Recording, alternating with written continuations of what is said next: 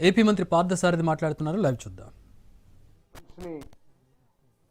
మెరుగుపరుచుకోవాలో దాని మీద బలంగా ఆలోచించాలి, ఆ విధంగా పనితీరును మార్చుకోవాలని చెప్పేసి కూడా మరి అదే లక్ష్యంగా పనిచేయాలని చెప్పేసి కూడా స్పష్టం చేయడం జరిగిందని చెప్పేసి మనం చేస్తాను. మరి 2047 నాటికి ఆంధ్రప్రదేశ్ జిఎస్టిబి $2.4 ట్రిలియన్ ఆర్థిక వ్యవస్థగా మార్చాలని, తలసరి ఆదాయం $42,000 పెంచాలని లక్ష్యం. 25-26 బడ్జెట్ని అభివృద్ధికి దోహదపడేలా రూపొందించాలని చెప్పేసి సూచించడం జరిగిందని చెప్పేసి మనం చేస్తాను. ఎందుకంటే 25-26 బడ్జెట్ తయారు కాబోతా ఉంది. కేంద్ర ప్రభుత్వం నుంచి ఎంత ఎక్కువగా మనం నిధులు రాబట్టుకోగలిగితే అంత బాగుంటుంది.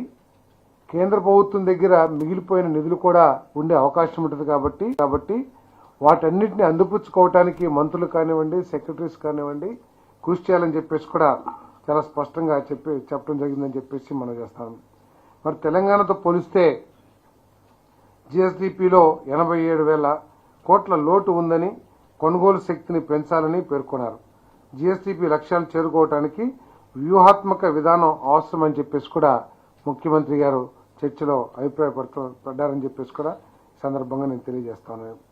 మరి వీటన్నిటిని సాధించడానికి ఏదైతే స్వర్ణాంధ్ర 2047 విజన్ ఉందో దాన్ని సాధించడం కోసం రాష్ట్ర స్థాయిలో విజన్ మానిటరింగ్ యూనిట్ ఏర్పాటు చేసి జిల్లాల ద్వారా నియోజకవర్గ స్థాయిలో ప్రణాళికలు రూపొందించాలని చెప్పేసి చర్చించడం జరిగిందని చెప్పేసి మనం చేస్తాను.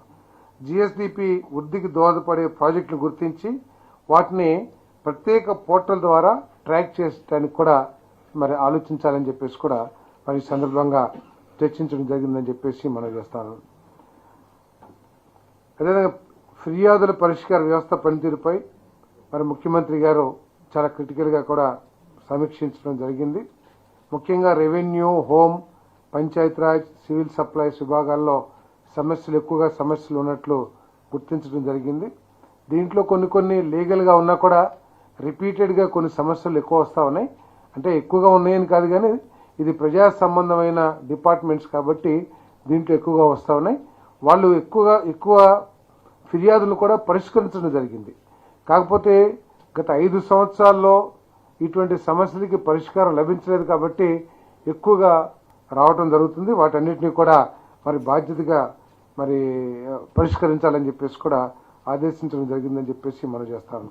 అదేవిధంగా పెన్షన్ పంపిణీ, అన్న క్యాంటీన్లు, ధాన్యం కొనుగోలు, దేవాలయ సేవలపై ప్రజల అభిప్రాయాన్ని సేకరించడం జరిగింది. ఐఎన్పిఆర్ డిపార్ట్మెంట్ ప్రత్యేకంగా ఈ వ్యవస్థలకు సంబంధించి ప్రజల అభిప్రాయాన్ని, ప్రజల యొక్క సాటిస్ఫాక్షన్ లెవెల్స్ని చాలా స్పష్టంగా తెలుసుకోవడం జరిగింది. ఫోన్స్ ద్వారా కానివ్వండి, ఐవీఆర్ఎస్ ద్వారా కానివ్వండి తెలుసుకోవడం జరిగింది. దాని మీద కూడా సమావేశంలో చర్చ జరిగిందని చెప్పేసి మనం చేస్తా ఉన్నాం. నిరంతరం ప్రజల అభిప్రాయాలు తెలుసుకుని ప్రజల అభిప్రాయాలకి